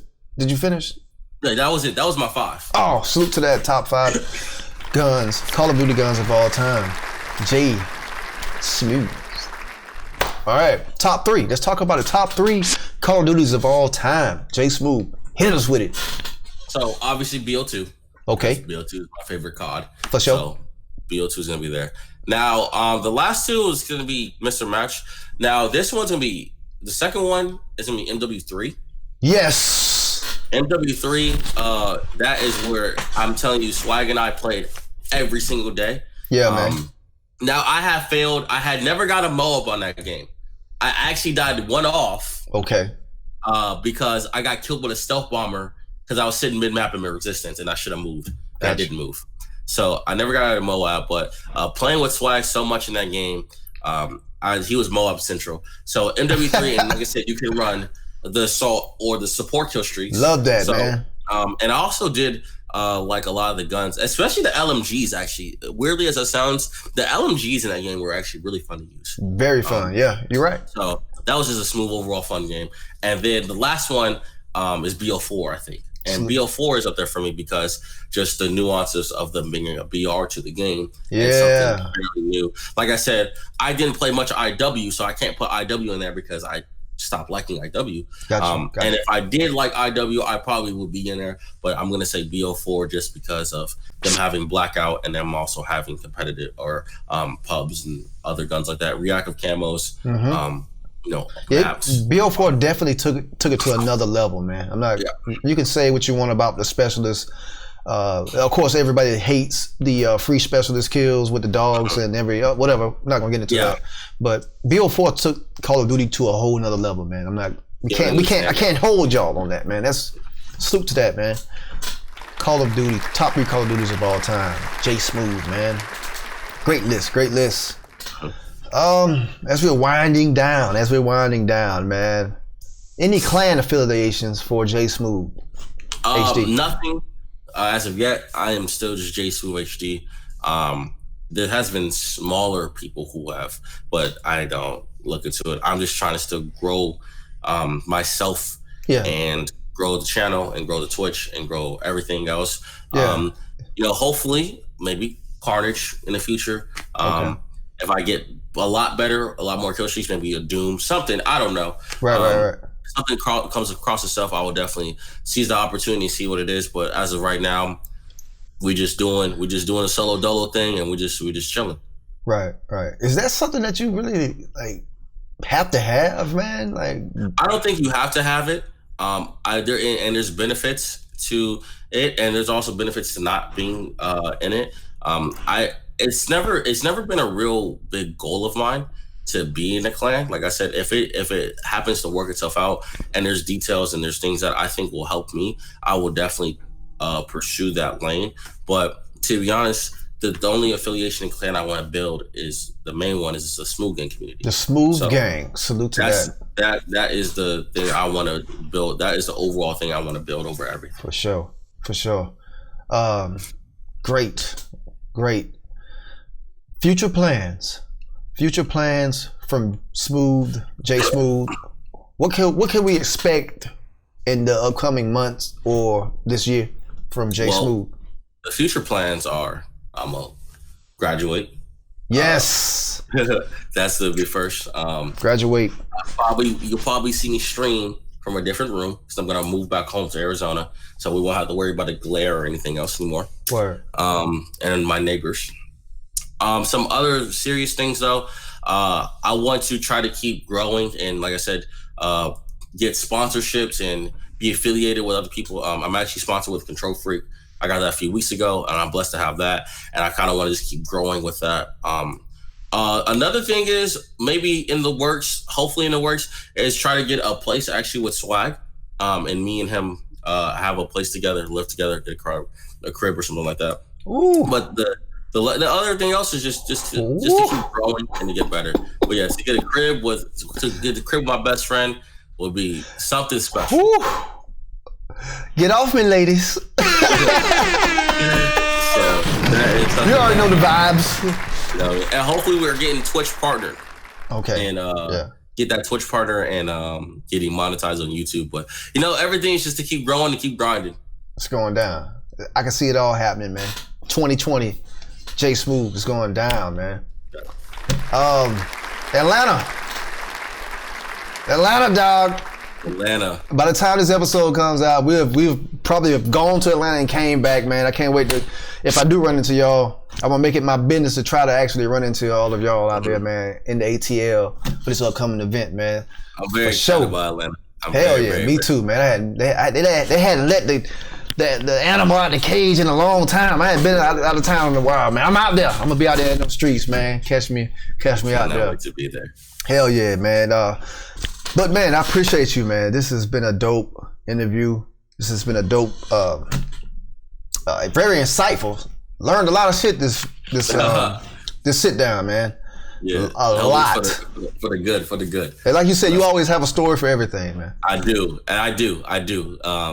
That is one thing about me. I actually said on my stream yesterday, people always say I should be bigger and stuff like that. And like the big inspiration is like Nick Merckx. And so the one thing is I try to pride myself on, and in my chats is reading as much people's chats as I can, unless I'm like on a nuke streak or something. Yeah. As I want to try to interact with all the viewers. But as maybe as time goes on and I get more and more people, I maybe not be able to interact with people as much, but maybe through storytelling, they can still feel like they're engaged and they are, you know, with me, and I'm interacting with them in that different way. So I want to have good stories, of course, but I also want to be good at how I'm telling these stories. So for sure, man. Storytelling is another thing that I kind of like. I really like.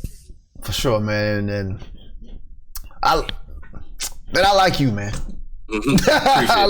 You're a good dude, man. I gotta give you your flowers right now while you're in front of me, man. Hey, you're a good dude.